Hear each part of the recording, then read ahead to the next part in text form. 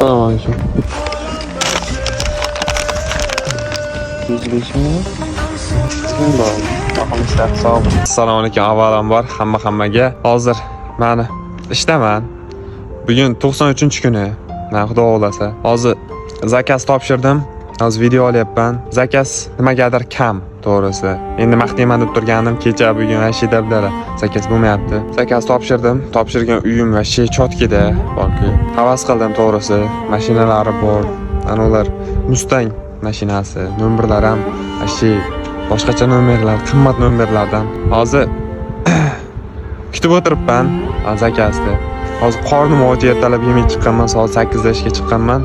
Hozir nimadir yeyman desam bilaman, hozir zakaz tushib o'tiradi. Nimadir yeyman, nimadir qilaman degan paytim o'sha zakaz tushgan yoki nimadir bo'lgan o'shanaqa.